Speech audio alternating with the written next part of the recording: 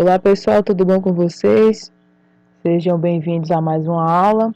Neste capítulo nós vamos estudar formas planas, formas geométricas. Nós já começamos a estudar, porque nós já começamos polígonos, e polígonos são formas geométricas, polígonos são formas planas. Mas nós vamos estudar mais algumas formas geométricas nesse capítulo. Certo? Uma das maiores obras já publicadas na história da humanidade e na área de geometria é intitulada Os Elementos. Euclides de Alexandria escreveu, tendo como base os grandes estudos da matemática geométrica em 300 anos antes de Cristo. Assim, hoje também podemos chamar a geometria plana de geometria euclidiana, em homenagem ao seu grande mentor. Formas geométricas planas. Em geometria, estudamos as várias figuras geométricas que fazem parte dos objetos das construções que nos rodeiam. Por exemplo, temos aqui um triângulo de emergência, um relógio, uma televisão e uma pizza. Observe as imagens da acima, elas se assemelham a quais figuras geométricas? O triângulo, aqui nós temos um quadrado, aqui nós temos um retângulo e aqui nós temos um círculo. Chamamos essas figuras de figuras geométricas planas. Elas têm como característica serem formadas por um conjunto de pontos que se encontram no mesmo plano. Por isso que são chamadas figuras planas. A seguir, vamos rever algumas figuras geométricas planas. Nós estudamos no capítulo anterior polígonos, vimos e enfatizamos dois polígonos que são os principais, são os triângulos e são os quadriláteros. Nós vimos que os triângulos podem ser de três tipos, se a classificação for de acordo com o lado. O triângulo nós vimos que ele pode ser equilátero, isósceles ou escaleno. Nós vimos que os triângulos são figuras, são polígonos que possuem três lados. Se possui três lados, também possui três vértices. Se possui três vértices, possui três ângulos internos ou três ângulos externos. E os quadriláteros são polígonos que possuem quatro lados, ou seja, quatro vértices, ou seja, quatro ângulos internos ou quatro ângulos externos. Os triângulos, se forem classificados quanto à medida dos lados, podem ser equilátero, três lados iguais, isósceles, que é dois lados iguais, ou escaleno, quando os três lados são distintos. Podemos classificar os triângulos também de acordo com a medida dos ângulos internos, que se os três ângulos internos forem menores que 90 graus, dizemos que é um triângulo acutângulo. Se houver um ângulo igual a 90, dizemos que é um triângulo retângulo. E se houver um ângulo maior do que 90 e menor do que 180, nós temos um obtusângulo. E os quadriláteros também foram destacados no capítulo anterior, alguns dos principais, alguns dos especiais, que são o paralelogramo, possui dois pares de lados que são paralelos, o trapézio, que possui apenas um par de lados paralelos, o losango, que também possui dois pares de lados paralelos, mas também com outras características diferentes do paralelogramo. O retângulo, que também possui dois pares de lados paralelos, entretanto, os quatro ângulos são de 90 graus, os quatro ângulos internos. E o quadrado, que possui os quatro lados iguais e os quatro ângulos internos iguais. Então, outra figura plana destacada aqui, outra forma geométrica plana destacada aqui no início do capítulo é o círculo e a circunferência. Vamos definir e entender a diferença. Chamamos de circunferência a figura geométrica formada pelos pontos que têm a mesma distância R de um ponto O, ou seja, considere um determinado ponto, que no caso é o centro da circunferência. É a linha que liga todos os pontos que possuem a mesma distância com relação a esse ponto O, com relação a esse ponto O, com relação a esse centro, forma a circunferência. Então, é a linha, que liga É a linha que liga todos os pontos que têm a mesma distância com relação ao ponto O. E esse ponto O é chamado de centro da circunferência. E a essa distância, né, de todos os pontos que estão em cima da circunferência até esse centro O é chamado de R, que também é dito raio da circunferência. Já o círculo é o disco formado pela circunferência, ou seja, além do contorno, né, além da linha da circunferência, ela é formada por todos os pontos que estão aqui dentro, entre o centro e a extremidade, ou seja, entre o centro e a circunferência. Todos os pontos que estão aqui dentro formam o círculo. Então, enquanto a circunferência é a linha aqui do contorno, né, o círculo é a região formada dentro, né, ou formada pela linha dessa circunferência. Então, o disco é formado pela circunferência e todos os pontos que estão entre a circunferência e o centro dela, ou seja, toda essa região aqui. Quais são os elementos da circunferência? Então, iniciando, nós temos o O, que é o centro da circunferência. Esse é o primeiro elemento. O segundo elemento é o raio, que é a distância do centro O até qualquer ponto que você pegar em cima da circunferência.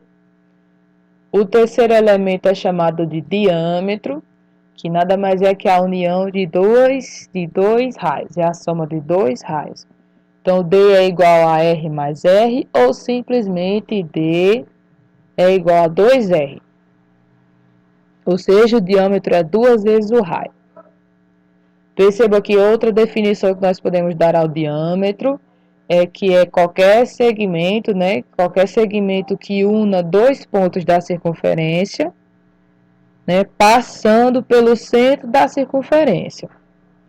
Então, ó, podemos perceber que é a soma de dois raios e sempre passa pelo centro da circunferência.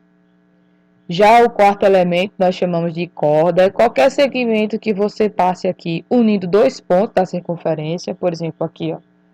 Esse segmento A, ele une esse ponto a esse ponto. É chamado de corda, certo? Qualquer segmento que una dois pontos quaisquer da circunferência é chamado de corda. Perceba, então, que o diâmetro é uma corda, porque ele conecta dois pontos da circunferência. Só que ele é uma corda, vamos dizer assim, especial, porque ela é a corda que passa pelo centro. Então, qualquer segmento que unir dois pontos da circunferência,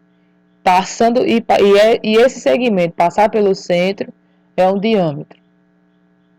Quaisquer outras cordas que a gente passar aqui, unindo dois pontos da circunferência, chamamos simplesmente de corda. Ampliação e redução de figuras planas. Observe os retângulos representados nas malhas quadriculadas a seguir. O que eles têm em comum? Perceba que nós temos aqui dois retângulos. Perceba que nessa malha quadriculada, ele tem 3 unidades aqui e 1, 2, 3, 4, 5 unidades aqui. Aqui também temos 3 unidades nessa direção e 1, 2, 3, 4, 5 unidades nessa direção. Algumas vezes precisamos de uma fotografia ou um desenho em tamanho diferente do original. Para isso, podemos usar computadores e aplicativos modernos para nos ajudar na ampliação ou redução dessas imagens. Contudo, quando não temos tais itens à mão, existe uma maneira de se fazer isso manualmente, utilizando o método das malhas quadriculadas. Na imagem menor, há uma malha quadriculada composta de quadradinhos com 0,5 centímetros e o desenho de um retângulo. Na malha maior, cada quadradinho tem 1 centímetro de lado. E, seguindo as mesmas dimensões do desenho menor, ou seja, 3 nessa direção e 5 nessa direção, temos uma figura ampliada do retângulo semelhante à figura original. Em uma ampliação ou redução de figuras, os lados conservam sua forma e conservam os seus ângulos, né? Mantém-se os ângulos na mesma medida. No entanto, a dimensão é alterada. Nós tínhamos que, na malha menor, na malha quadriculada menor, nós tínhamos aqui um triângulo de dimensões 3 por 5, 3 por 5. Aqui também 3 por 5. Só que em dimensões alteradas. E observe que os quatro ângulos aqui, ó, os quatro ângulos são de 90 graus, e aqui se manteve os quatro ângulos de 90 graus. Então, a ampliação e redução de figuras, os lados conservam sua forma e os ângulos também a mesma medida. No entanto, a dimensão é alterada.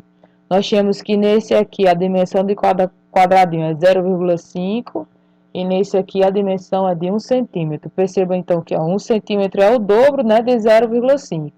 Então, nós temos uma ampliação daqui para cá de 2 vezes. Ou então, esse maior com relação ao menor é reduzido 2 vezes.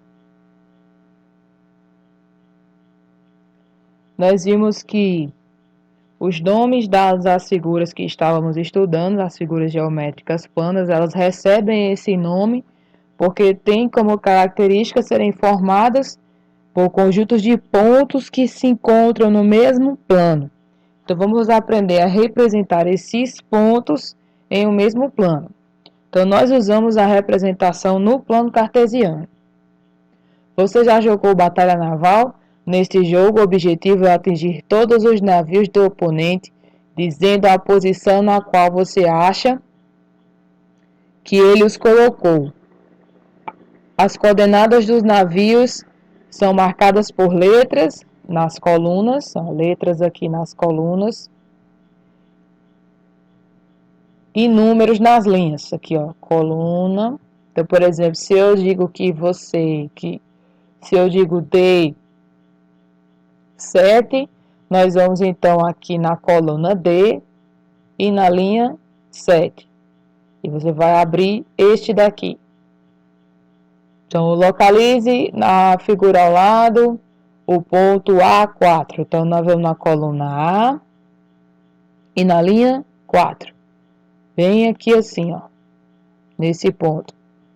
Verifique se ela atinge o navio. Atinge, nós conseguimos atingir o navio aqui. Depois faça o mesmo com o ponto F9. Vamos lá, coluna F, linha 9. Tá aqui. Já esse ponto nós não conseguimos atingir o navio. Na matemática, podemos aplicar as mesmas regras para um plano, chamado plano cartesiano. Ele é formado por dois eixos, um na horizontal, chamado de abscissa, e o outro na vertical, chamado de ordenada. Só que diferente do plano da batalha naval, só são números, certo? Não tem não há uma linha com letras e uma linha com números, apenas números. Nós vamos ter na horizontal as abscissas só números e nas ordenadas também só números. Os pontos marcados no plano são chamados de pares ordenados. No caso aqui na batalha naval, o par ordenado tem-se primeiro uma letra, depois um número. Novamente, tem-se primeiro uma letra e depois um número.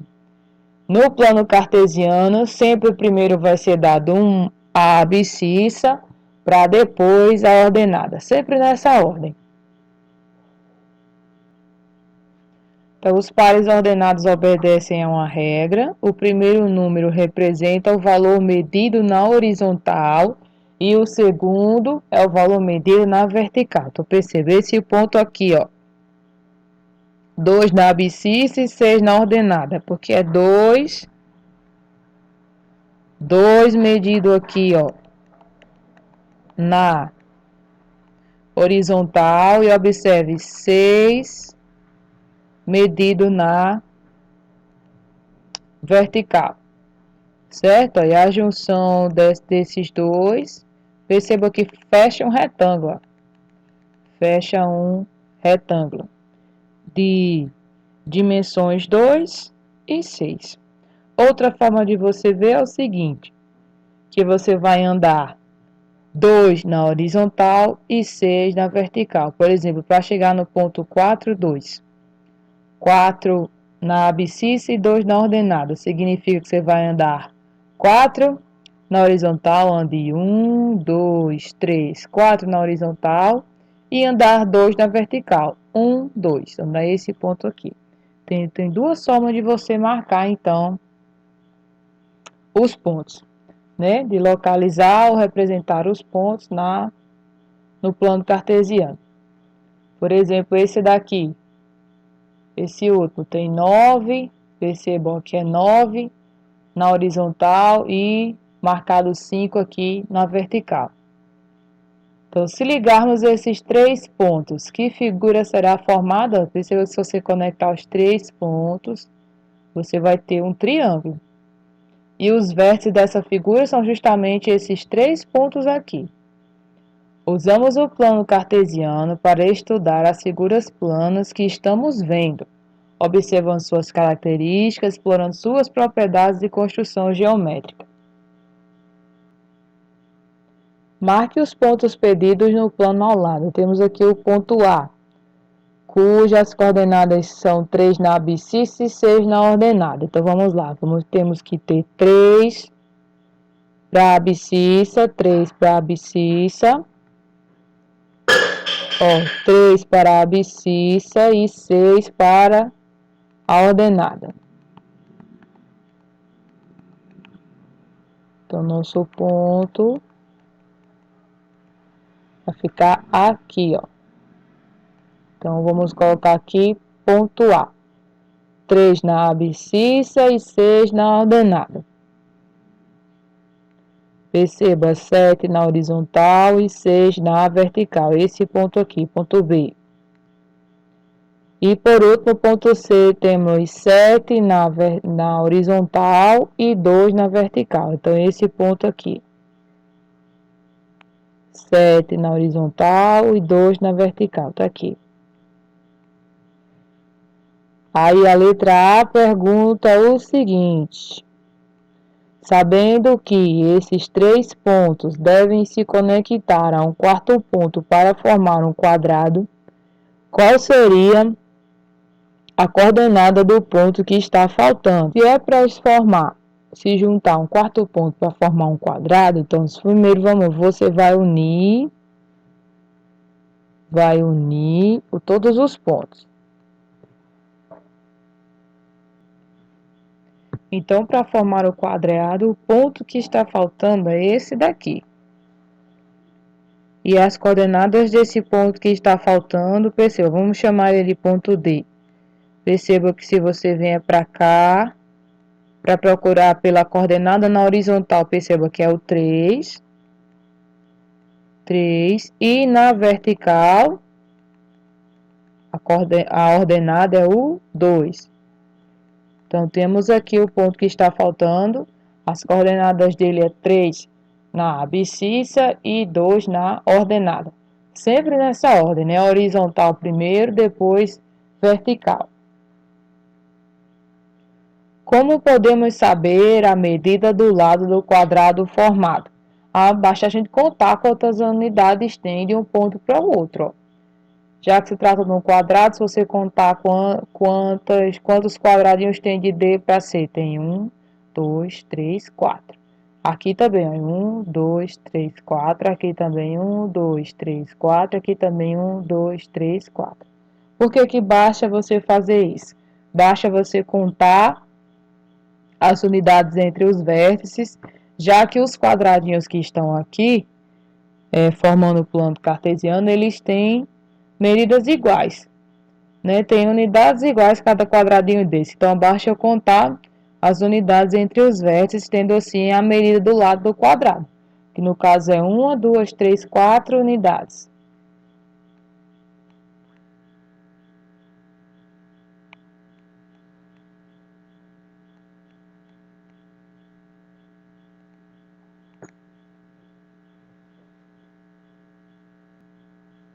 O diâmetro da circunferência abaixo mede 8 centímetros. Se o diâmetro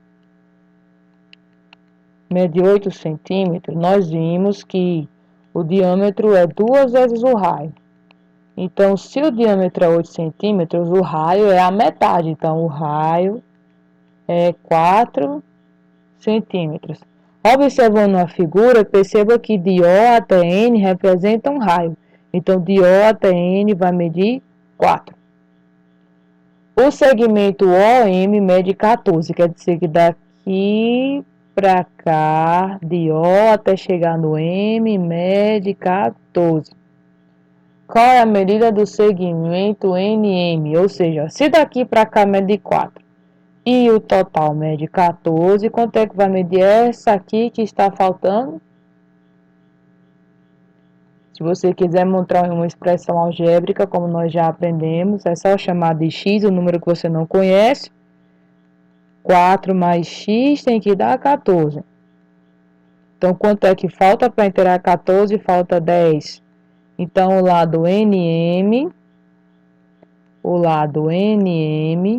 do segmento NM aí, que eu chamei de x, mede 10 centímetros. E por hoje é só, pessoal. Fiquem com Deus, se cuidem, fiquem em casa e até a próxima aula.